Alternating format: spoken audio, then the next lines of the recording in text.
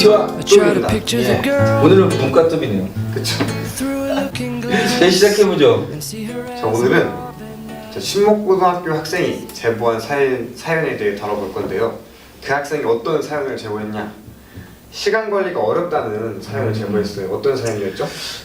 신목고등학교 여자아이인데 일단 자습실에서 앉아있긴 하는데 그 앉아있으면서 어떤 일을 해야 되는지, 그리고 그 시간을 자기가 지키기도 좀 어려운 것 같고, 그렇죠. 말은 많은데 어떻게 계획표를 짜는 것이 좋은지에 대해서 일단 물어봤어요.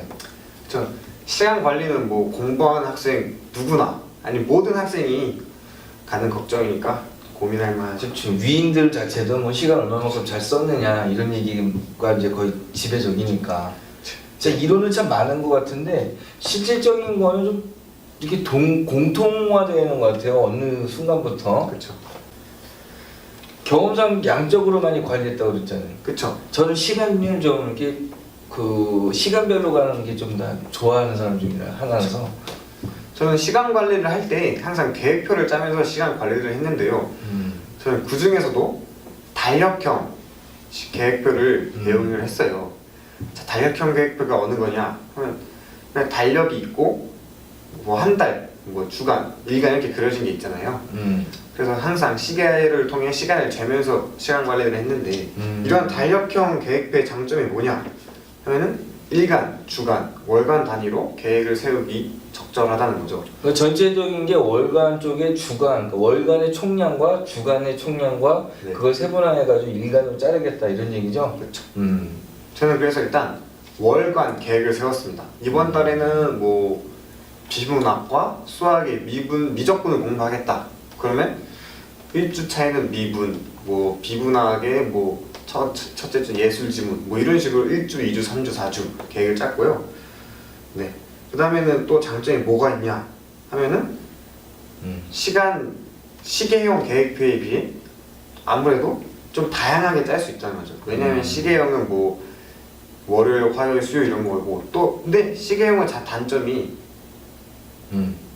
이번 주에 월요일과 다음 주 월요일이 다를 수 있으니까 좀 다양성이 떨어진다는 거죠. 좀 하는 거에 따라서 오늘 할 일은 약간 뒤로 유보할 수도 있다. 그렇죠. 그런데 시간 계획형은 또 그렇지 않다. 그렇죠. 그리고 그 달력형 계획표는 시간을 적게 들여 쓸 수 있어요. 왜냐면 딱 목표를 세우고 그걸 세분화하기만 하면 되니까, 뭐 그 날마다 할 게 정해져 있으니까 뭐 시간표를 매일매일 딱히 세우지 않아도 되고, 시간을 들린다 해도 5분만 써도 되니까.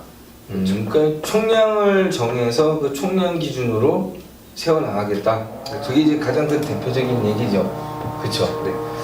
그렇다면 단점을 생각해봤어요. 단점은 아무래도 사안의 우선순위가 한눈에 들어오지 않는다는 점이죠. 오늘 미분을 하기로 했어도 사실 비문학이 더 중요할 수가 있잖아요. 근데 비문학 3시간, 문학 2시간, 그 몇 시에 하겠다, 이런 우선순위 혹은 순서 이런 게 눈에 들어오지 않는다는 점이 좀 달력형 계획의 단점이라고 할 수 있죠. 그에 반해서 저는 이제 그 시각형을 좀 중요시하는 사람 중에 하나인데, 이제 어느 순간에서부터는 이제 그 양적인 부분이 중요하다. 모든 계획은 양적으로 세우라고 해서 모든 사람이 다 그렇게 하는 것 같아요. 그래서 그렇죠.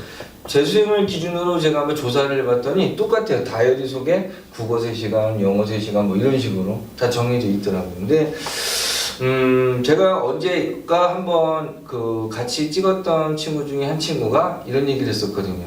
하루에 그 리듬이 그대로 유지되게 1년을 갔다고. 근데 저는 그런 부분에 대해서 시간을 표시를 하는 동그라미, 옛날에는 이렇게 동그라미에 대한 시간표에 대한 표시를 했잖아요. 그죠? 여기서 뭐 잠자고 뭐하고. 그런데 그게 촌스러워 보이는 시기가 왔단 말이에요. 근데 사실은 그게 펼쳐진 게 프랭클린 다이어리.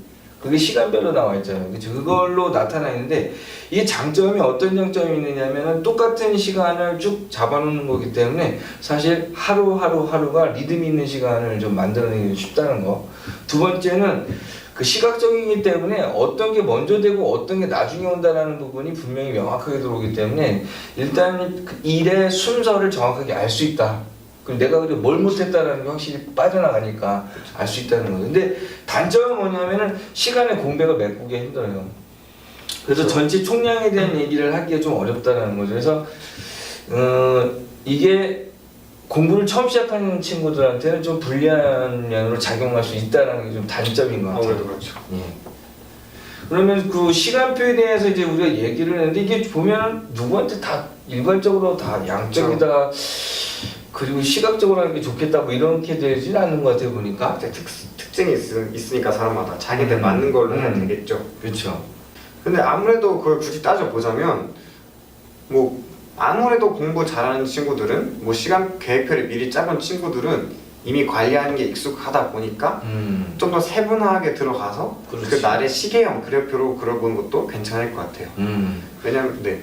그렇게 되는데 이제 거기에서 좀 더 들어가면은 시간표 계획은 몇 시에 뭐 하고 몇 시에 뭐 하고 이런 거 있잖아요. 그렇죠. 그러니까 이제 어떻게 보면 이제 국어 같은 경우에는 낮 시간, 그렇죠. 그리고 수학 같은 경우에는 좀 집중이 좀 덜 되는 좀 소란스러운 시간대. 이렇게 해서 시간대를 이렇게 분배를 해줄 수도 있다는 점이 있기 때문에 사실 그렇죠. 그 전체 양적인 부분에서 주말 같은 때는 시간이 워낙에 길으니까 거기는 시각적으로 좀 시간을 나눠서 몇 시에 뭐 하고 이렇게 좀 할 수 있는 부분이 좀 있는 것 같아요. 두 개를 절충해서 사용하는 게 좋죠. 하나만 사용하기보다는 두 개를 절충해서 사용하는 게 아무래도 좋겠죠. 그럼 이제 과목마다 그러면은 약간 좀 그 시간마다 공부 잘 되는 시기가 있으니까 저기 있다라고 했는데 그럼 한번 그 과목마다 한번 좀 정해볼까요? 저는 아무래도 뭐 국어는 수능 1교시잖아요. 그래서 뭐 학교에 가거나 재수학원에 가자마자 저는 일단 비문학을 폈어요. 그래서 하루에 그 뭐 조회 시간까지 3세트 정도 혹은 한 세트를 굉장히 집중해서 분석을 하면서 풀었어요. 그리고 아무래도 수학은 그 뭐 수학이란 과목이 집중이 필요하지 않다는 게 아니라 국어, 영어는 아예 지문을 집중해서 정독을 해서 읽어야 되는데 수학은 뭐 그런 유형은 아니잖아요. 솔직히 뭐 자기가 아는 거라면 풀 수 있고 모르는 거면은 풀기 어려운 그런 유형이니까 저는 소란스러운 시간을 항상 활용했어요. 뭐 쉬는 시간, 점심 시간, 저녁 시간 이럴 때 뭐 노래를 듣거나 혹은 그냥 귀마개를 끼고 수학을 아무래도 풀어 나갔던 것 같아요. 일반적인 자습 시간에는 뭐 영어나 사탐 이런 걸 주로 했고요. 이게 근데 지금 중요한 것 중에 하나 뭐냐면 수학이라는 과목이나 이제 과학이라는 과목은 논리가 들어가잖아요. 이론적인 게 지금 초등학교, 중학교 때하고 완전히 달라지는 그런 시기란 말이에요. 그렇죠. 그래서 지금 어떻게 보면은 이제 그 언어라는 거는 계속 이어져 들어와 있기 때문에 그 이어져 온 거를 그대로 진행해 주면 되는데 이 과학이나 수학 같은 경우에는 이론이 바뀌어 있는 상태이기 때문에 지금 어떤 경우가 많으냐면 그 친구가 이제 이 일을 제보한 친구가 가장 안 좋은 점이 뭐냐면은 다 문제 푸는 시간만 정해져 있어요. 어떻게 보면 내용을 할 수 있는 시간이 반드시 꽂혀져 있어야 되는데 그래서 아까도 소란스러운 시간을 통해서 문제 푸는 시간을 좀 조정을 하고 그 다음에 일과가 다 끝난 후에 잠자기 한 30분이나 이런 시간 동안에는 하루에 내가 해야 할 그 내용을 다시 한번 복습해서 정리해 놓는 시간 그리고 그 다음날 가서 내용이 좀 이상해 그러면 내용을 체크해 놨다가 질문할 수 있는 거를 좀 정리하는 그래서 제 생각에는 수학은 양분화를 해서 그렇죠. 문제 푸는 시간과 내용을 좀 정리하는 시간을 뒤쪽으로 밀어놓는 그런 것도 좀 필요한 것 같아요. 그리고 꼭 뭐 영어를 그 소란스러운 시간에 할 수 없는 게 아니라요. 또 생각해보니까 저 같은 경우에는 쉬는 시간에 단어를 많이 외워서 단어를 아무래도 뭐 문제 푸는 것보다 뭐 덜 집중이 필요한 것 같더라고요. 그래서 단어를 많이 외웠던 것 같아요. 근데 이런 경우도 있어요. 수학도 노트를 봐야 되기 때문에 사실 노트를 노는 시간 같은 데는 소란스러울 때 이렇게 넘겨보고 공식 외우고 이런 것도 나쁘진 않을 것 같아요. 그럼 좀 친구들의 그 능력치에 따라서 좀 달라지지 않나요 또?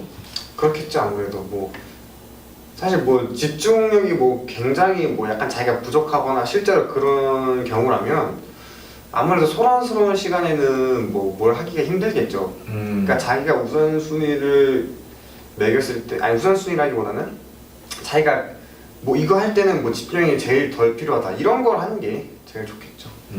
이제 제가 또 고려해야 될 부분 중에 하나가 이런 생각이 들어요. 어떤 생각이 드냐면 수학을 처음 시작하는 친구가 몇 시부터 몇 시까지 이렇게 되면은 몇 개 못 푼다고 사실. 그렇죠. 그러니까 양쪽으로 정할 거냐, 그 다음에 시간을 정할 거냐에 대한 문제인데, 저는 이렇게 생각합니다. 평일은 시간을 그러니까 정해서 할 수 있는 시간이 많지가 않아요. 대부분 하면 8시부터 한 12시, 4시간 정도. 근데 주말은 상당히 길고.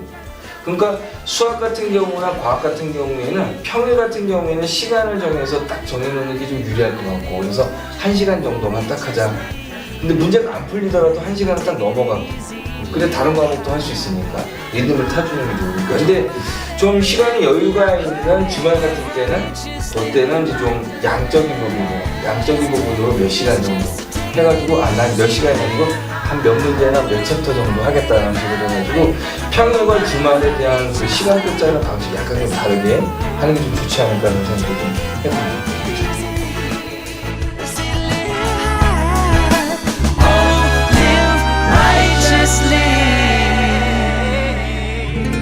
Just take it easy.